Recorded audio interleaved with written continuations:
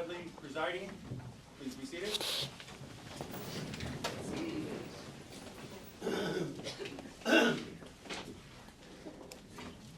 Before we begin, make sure that cell phones are off, completely off, and they don't vibrate. You will be asked to leave and not allowed back in if they go off.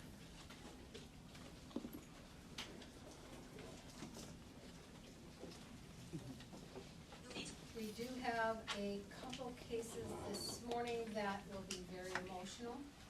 I understand that, and they're emotional for both sides. So I'm letting you know right now that you are to maintain your composure in this courtroom. If for some reason or another you have an outburst, if something goes on, you will be asked to leave the courtroom and you will not be allowed back in. If you refuse, there will be two ways that you get out of here. One is you will be arrested and brought downstairs, or two is you will be walked out of this courthouse. So I expect everyone to make sure that they behave properly inside the courtroom.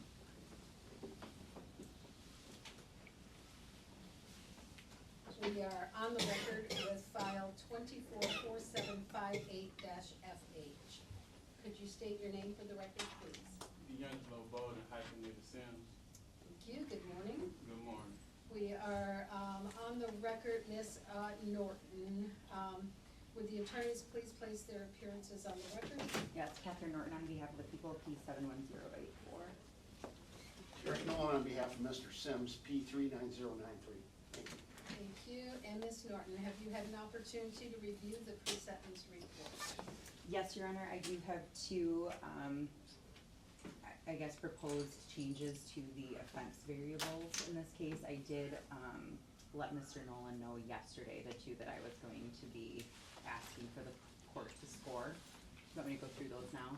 One at a time, please. All right, the first one that I would ask the court to score, I believe it is 10 points on OV9.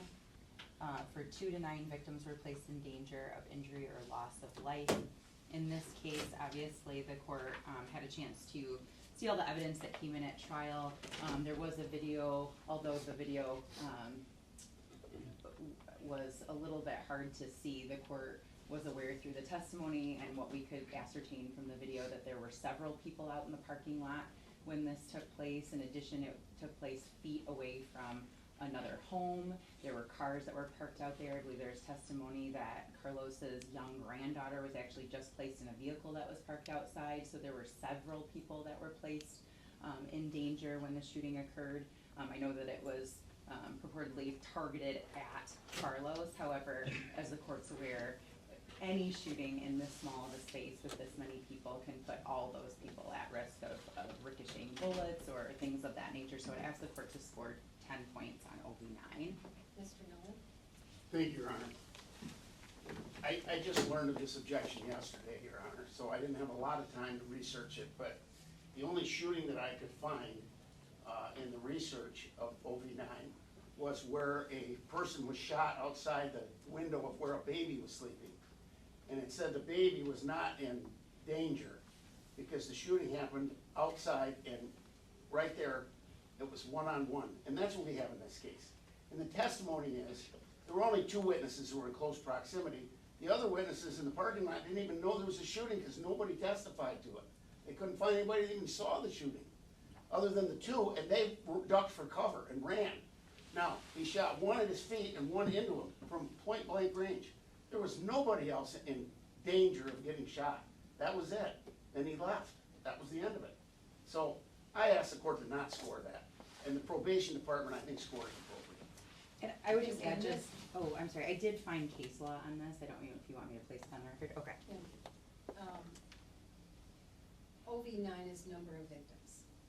And this is number of victims, and it says that you are to score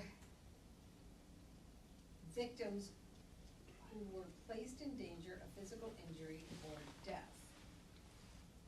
Now, in this situation, we did have testimony there. This was a large party. There was people outside, inside, and there was a shooting, rather it went on the ground and ricocheted up, the people that were out in that parking lot are placed in danger. So therefore, I'm going to score court will score OB 9 at 10 points. Okay, thank you. The other change was to OV 19, for, interfering with the administration of justice. I do have, this would be based upon the information from Detective Hall and the witnesses at the scene that, the defendant had left the scene, and not only left the scene that day, but he had fled for almost 28 days before he had turned himself in on the warrant. During that time, he went down to Orlando, he had wiped his phone, he had given his phone to his brother to hide some of that evidence. And there is case law out of the Supreme Court of Michigan. I have People v. Barbie, which indicated, it was out of Grand Traverse County, where someone fled after an OWI third, and that fleeing just from the scene, they scored 10 points on OB 19, and the Supreme Court upheld that. So I'm asking the court for the basis, for the evidence that discussed his fleeing, for the court to score 10 points on OB 19. Mr. Miller. Well, I can see why a drunk driver fleeing the scene, that takes care of the evidence right there. Now, my client fled the scene of a very hostile crowd, And what he did is he contacted a lawyer, that was testified to, that was in the trial, and he was trying to get money to be able to retain a lawyer so that he could defend himself. And then he turned himself in, and he turned the weapon in.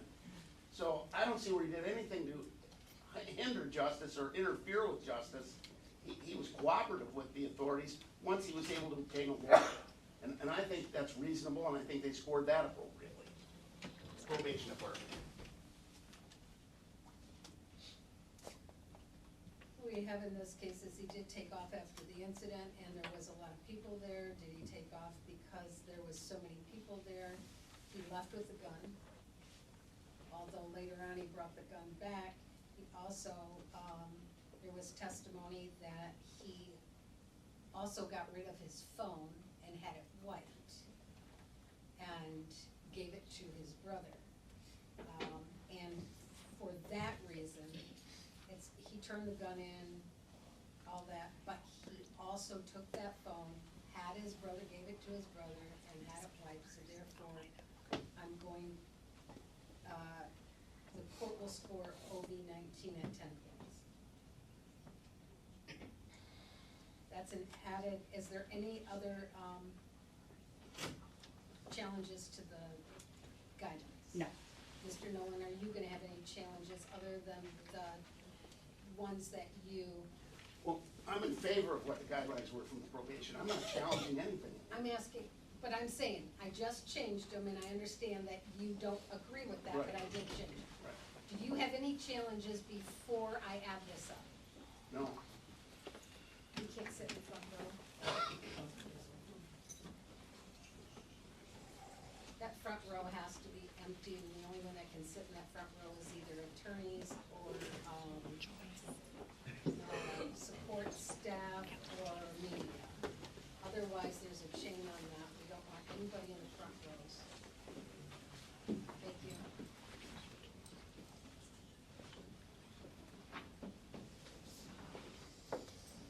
So adding that 20 points added on to 96 gives me, 106. does it change? No, the I'm sorry, OB level? 116. Pardon? 116. 116. And yes, it does change it to OB level 3, which increases it to 270 to 450. 270 to what? 450. 450. Any other additions or corrections to the pre-sentence report? No. Mr. Nolan, have you had an opportunity to review the pre-sentence report? Yes, Your Honor. Do you have any additions or corrections? Just one, a very minor one on the fee sheet. My client's name is Deangelo O-M-A, not Omar. So we'll take the R off. Correct. And any place else within that pre-sentence report, it will be changed to O-M-A instead of O-M-A-R. Thank you. Mr. Bolden Sims, have you had an opportunity to review the pre-sentence report? Yes, ma'am. Do you have any additions or corrections? No, ma'am. Ms. Norton, anything you'd like to say before sentencing, or do you have anyone that would like to speak?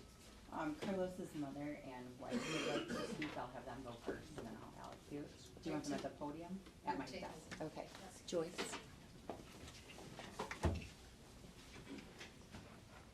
Joyce Piggee will go first.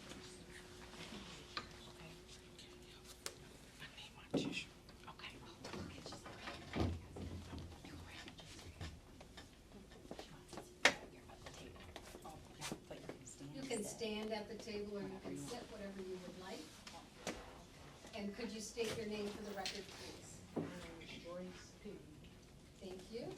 And Ms. Piggee, how are you related? I'm Carlos's mother. Thank you. Go ahead, this is your opportunity.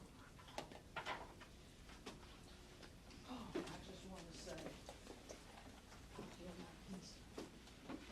He has been a happy killer. He was in the streets for over a year. Running around, throwing parties, and everything. And I just wanted to say, you're not sorry you killed for murdering my son. You can fool the courts, but you can't fool me. You have finally been held accountable for what you've done. You were out in the streets glorifying what you did. You're talking about how sick you are now, but you weren't too sick over a year to throw Airbnb parties, hang out in Detroit. That's the same thing he was doing when he was on FMLA, when Carlos fired him. You walk around smiling like you haven't done anything. You're good at taunting people. Carlos has been good to the defendant and his friends. He has destroyed so many lives. It's amazing how now he is trying to play victim. You murdered my son, and the court allowed you to run the streets is beyond comprehension. Carlos was trying to be reasonable because that's who he is.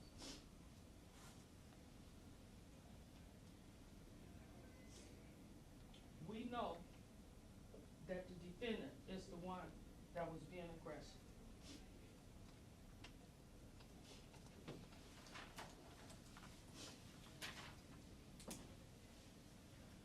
Your days have run out as living as a free man. You murdered my son in front of witnesses. I beg the courts to give him the maximum sentence. And for Carlos,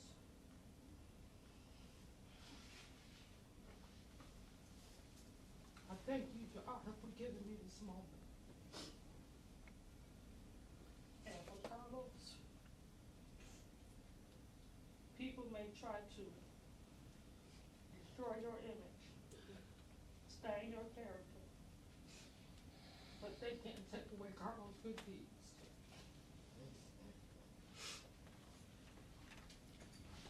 No matter how hard they try, you will still be admired by those who truly know you. Thank you. Thank you.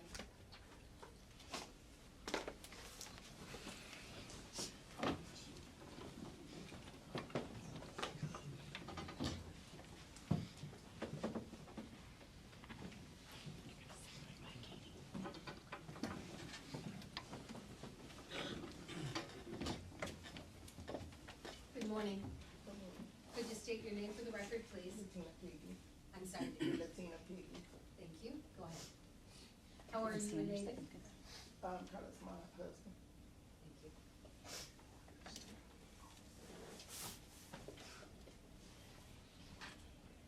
Your Honor, my name is Latina Piggee. I'm the wife of Carlos Piggee, the man whose life was taken on August 31st, 2024. Carlos was a good man, a loving man, a hard-working man, a provider, a protector, a leader, a father, a grandfather, son, brother, mentor, and friend. He was the kind of person people called when they needed help, advice, encouragement, or simply someone to listen. He opened doors for people. He gave chances to people. He believed in people. At work, Carlos was respected because he led with his heart. He was not the kind of manager who sat behind a desk while everyone else worked. He worked alongside his employees. He treated people with dignity. He had an open door policy. Many people looked at him not just as a boss, but as someone who genuinely cared about them and wanted to see them succeed. And because of the kind of man he was, when people heard what happened to him, they were shocked, confused, heartbroken. People could not understand how someone like Carlos could have his life taken in such a violent and senseless way. What hurts me deeply is knowing that this was not something done in the heat of a random moment. This defendant had already spoken to multiple people about what he was going to do when he see Carlos. Multiple people heard him make threats about Carlos. People heard threats, people heard the anger, but they were afraid to speak up because of his history and because they did not want problems brought to their own lives. To me, that says this was never random. He was angry long before that night. To me, that says this was personal. And after taking my husband's life, he ran for 26 days. Someone who truly acted in self-defense does not flee from almost a month. Someone who believed they did nothing wrong does not hide while the family is left shattered, planning a funeral and trying to understand how their loved one is gone forever. While we were crying, grieving, unable to sleep, and trying to survive the shock of losing Carlos, he was running. That matters to me. It matters because it shows consciousness of guilt. It shows disregard for the pain he caused. It shows that even after taking a life, he still thought about himself first. And during all of this, our family had to endure more pain, false stories, lies on social media, attempts to destroy Carlos' name and character, saying things that were not true, trying to justify what happened. The man I lived with for 30 years was not the monster he tried to paint him to be. Carlos loved his family deeply. He loved me deeply. He loved his children and his grandchildren deeply. The defendant did not just take one life that night. He sentenced our family to a lifetime of grief. He took my best friend. He took the man I planned to grow old with. He took the voice I heard every day. He took the person my grandchildren would run to. He took the stability of our family. He took peace from all of us. Now our lives are filled with court dates, trauma, anxiety, panic attacks, sleepless nights, and memories that replay over and over in my mind. I still see that night. I still hear that night. Some days it feel impossible to breathe through the pain of it all. Carlos should still be here. He should be laughing with our family, still mentoring people, still working, still living. Instead, we visit the cemetery. Your Honor, as when sentencing is considered, you remember that Carlos cannot come back home to us. We received a life sentence that day he was murdered. His grandchildren would grow without him. Our family gatherings would never feel whole again. This was not the loss of a man. This was the loss of a legacy, a protector, a provider, and a genuinely good human being. And although Carlos was not perfect, he was loved beyond words, and he deserved to live. I pray this court remembers this humanity when deciding justice for the life that was stolen from us. Before I sit down, I want everybody in this courtroom to understand something. People hear about murder cases on the news every day and think it could never be them until it is. One decision, one moment of anger, one bullet, and absolutely, and suddenly a family's entire future is gone.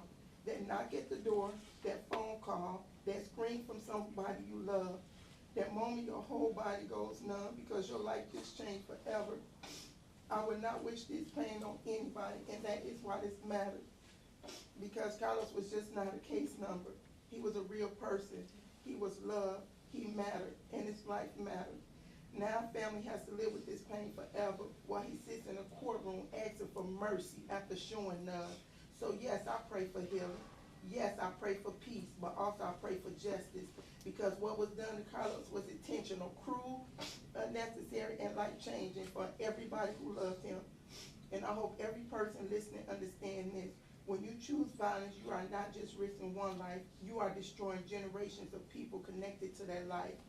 So before anybody feels sympathy for the man who took Carlos from us, I ask them to first imagine getting that phone call. Imagine watching your loved one die. Imagine your grandchildren asking where their grandfather is. Imagine trying to rebuild a life after your whole world was ripped apart, because this is not television for us. This is our real life now, and we have to live with it forever. And one thing I truly believe is this: eventually the things done in darkness come to light. For years people stayed quiet. For years people looked the other way. For years harm was done, threats was made, violence happened, and somehow accountability never fully came. But now it has. And sadly, my husband paid the price for it with his life. And as far as the apology given in this courtroom, he can keep it. Because real remorse is not just words spoken after conviction. Real remorse is shown through actions. At no point throughout this process did I see genuine empathy, compassion, or accountability. I did not see a man devastated over taking someone's life. I saw someone who ran for 26 days.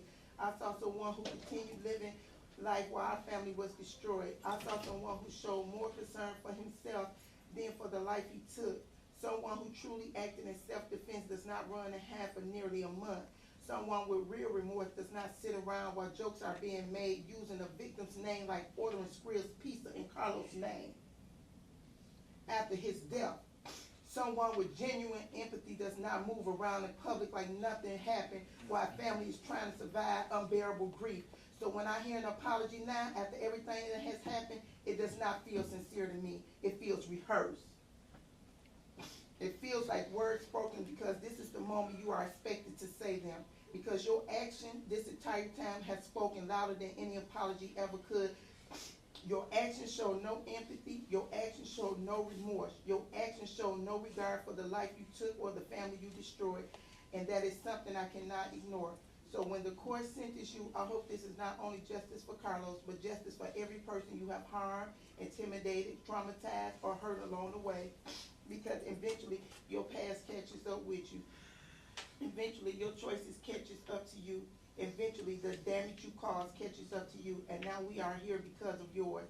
I hope every sleepless night we now suffer because something becomes something you think about for the rest of your life. I hope every tear this family cries weighs heavy on your conscience. And I hope when you sit in prison, you remember the man whose life you stole, the family you destroyed, and the generations of pain you created because of one selfish, violent decision. I have no remorse for you, no empathy, because you have no remorse for my husband, nor show any remorse. You deserve every single year they give you, because unlike you, Carlos cannot come home. This is not a movie for us. This is real life, and we carry this pain forever. Your Honor, I've been waiting for this day since August 31st, 2024, almost 2 years. It has felt like our family has been trapped in trauma, trapped in court dates, trapped in fear, trapped in uncertainty, and trapped reliving the worst nights of our life over and over again. Every hearing, every postponement, every motion, every time we had to walk back into this courtroom, it reopened wounds that never had the chance to heal. And for so long, it had felt like our lives had been standing still while waiting for accountability. I kept telling myself that maybe when this day finally comes, maybe then I could finally breathe. Maybe then I could finally start grieving the way I need to. Maybe then I could stop living in survival mode every single day, because the truth is, ever since Carlos was taken from us, there has always been this fear hanging over us, the fear of what if he gets off, what if justice is never fully served, what if Carlos does not matter in the eyes of the system. The fear has lived with us every day. So while I know no sentence can ever bring my husband back, I pray that today brings some form of closure, accountability, and peace for our family. Not peace because the pain is gone, because it would never be, but peace in finally knowing that the man who destroyed our lives will no longer be able to destroy anyone else's. And maybe after the day, maybe I can finally begin the process of grieving instead of just surviving. Thank you. I don't have much to add to it, but I will say that if love could have saved Carlos, he would have lived different. Because this is just a small sample of the people in the community that have so much love for Carlos. And not only is he a member of their family, he was the leader of their family. He was at the center of these folks' life, and he was leading by example, and he was making something of himself, and he was highly successful, and he was reaching back into the community and trying to make other communities members' lives better as well. And he remembered where he came from, and that was something that was so special. I never got to meet Carlos, but I feel like I know him from living with these folks and hearing all the wonderful stories and getting to know him through their eyes, and I'm so grateful for that. I also just want to acknowledge that part of justice being served is a big part of the investigation in this case, and I know Detective Hall is here, and this case would not have been, justice would not have been able to be served without this investigation and the heart and soul, literally the heart and soul that Detective Hall put into this. He actually let Latina just stay with Carlos till the very last second they had to take him away, and if you watch that body cam, she stayed there holding Carlos's hand the whole time, and I know the first time I met Latina, she said, I will always be grateful for that detective because he let me stay, and he sat there with her for part of it, and that is something that's special. The court heard the evidence in this case, and there was so many opportunities. I'm not going to belabor it or go back through because the court was a part of the trial, but there were so many opportunities that the defendant had to walk away, to not go to the party he wasn't invited to, or when things started getting heated, to leave and not come back, to not go get his gun, to not get out of his car, to not walk. We saw him go into the yard up by the house next door chasing after Carlos to shoot him. He had so many opportunities that this did not have to happen. And I think that is also demonstrated by the fact that he left, that he had no remorse, that he tried to clear his phone. This wasn't someone that believed that they were in danger. This is someone that was trying to get away with murder. Unfortunately, he didn't. So the court at this point cannot give the loved one back or restore the years that all these folks are gonna lose with Carlos. But it can impose a sentence that acknowledges the gravity of the loss, honors Carlos's life, and forces the defendant to be held accountable for taking it. And that's what I'm asking the court to do. Thank you. Mr. Noel, anything you'd like to say before sentencing? Thank you, Your Honor. The last thing I want to do is desecrate someone's memory, okay? And I believe all these wonderful things about Mr. Piggee. But the evidence did show he was intoxicated, he was high, and he was the aggressor. Now, my client never even got out of the car. And the testimony was he came running out of the building after my client. So the fact, it isn't like he walked in the building and looked for him and shot him. He was definitely aggressively approached by Mr. Piggee. The evidence showed that. There was no evidence from anyone ever that he made comments about threatening Carlos. Never. Never had a scrap of that evidence ever. Now, people can get up at sentencing and say anything they want, but I'm just telling the court what the evidence was, and you saw the evidence also. Now, I know he's gonna get sentenced today, and I know he's gonna get the hammer dropped on him, but, high, intoxicated, and 75 pounds heavier. Look, he was a stud. I mean, he was 6'2", 230. He wasn't fat. I mean, he was a big, strong guy. My client is weak. The jury didn't see it that way. I understand that. I know he's gonna get sentenced. But this isn't a guy who hunted somebody down and shot him. Carlos was the aggressor when he was at the party. My client was invited to that party, and he knew the family, and he was friends with the family. So this fact that he wasn't invited, I don't accept that either. But I will say this, Carlos is the one that told him he had to leave. It wasn't Carlos's party, someone else's party. And my client left, and then he wanted to stop and see his friends, and he pulls into the parking lot. And he doesn't even get out of his car, and the evidence is Carlos comes running out of the building at him. Now, I'm just saying this fact that I believe my client had a valid defense. I believe my client has some valid appeal issues, and this case may not be over. Time will tell. But I asked the court to not impose the maximum in this case. And other than that, I mean, I don't have anything else to say. Thank you. Thank you. Mr. Bolden Sims, Yes, ma'am. do you have anything to say before sentencing? Yes, ma'am. Whether you accept my apology or not, I promise you, Tina, this was not an intentional act towards your problem with Carlos. Didn't know Carlos had any problem with me. To the mom, I'm Address, sorry. Mr. Bolden Sims, address to the court, please. Oh, I'm sorry. Thank you. And to my family, I'm sorry that y'all had to go through this. Thank you. This was a jury trial. The jury found you guilty of second-degree murder instead of first-degree murder. And I think that the jury took all of that into consideration. What you're saying, Mr. Nolan, is that, you know, Mr. Piggee was larger, and this is the kind of stuff that went on, and it wasn't, that's what their job was, and they did it. And they came back with a second-degree murder, and that's what, Mr. Bolden Sims will be sentenced as to. I did sit through the whole trial. Mr. Bolden Sims came to that party, and according to him, it wasn't that he was invited to that party, he had a friend that was at that party that he was gonna meet up with later, and he wanted to talk to him.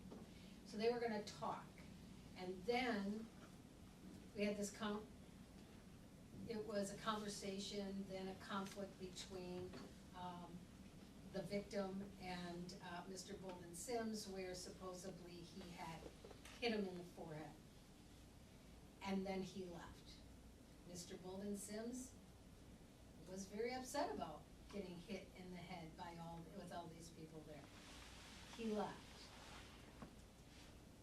Done, over, Mr. Piggee gets to enjoy the party, he's still here with his wife.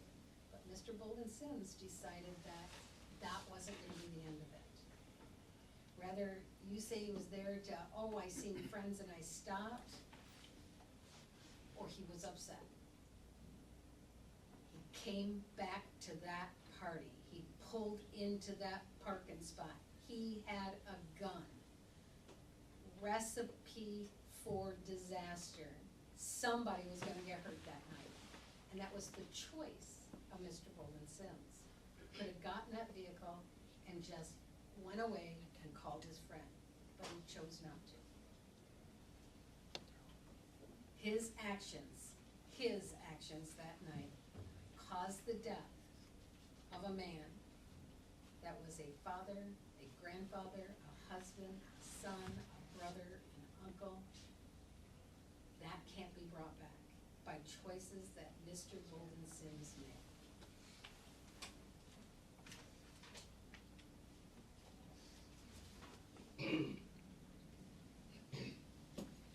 As to charge 2, it'll be 2 years to 2 years in the Michigan Department of Corrections with 88 days credit. 88 days with 88 days credit. It will be consecutive, it will be concurrent with charge 2. As to charge 1, be the sentence of the court that you serve 450 months to 120 years in the Michigan Department of Corrections. $68 state charge, $130 crime victim fund, $450 court cost. You have the right to file an application for leave to appeal your conviction and sentence. If you are financially unable to afford an attorney, one would be appointed for you at public expense. You have 42 days from today's date to appeal. Charge 1 must be served consecutive and after charge 2. So there is no credit for any time served. Anything further, Ms. Norton? Nothing further. Mr. Nolan, anything further? No, Your Honor. Thank you, we are off the record. We are gonna take a short break.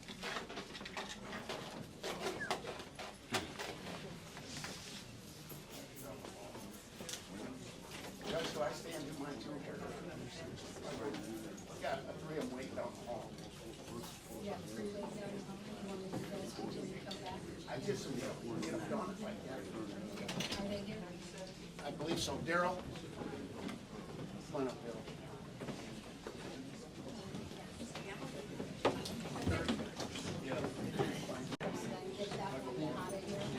I do have them in the victim service unit. I'm gonna go grab them so that they can come up here, because there's a large crowd for that one too. Okay?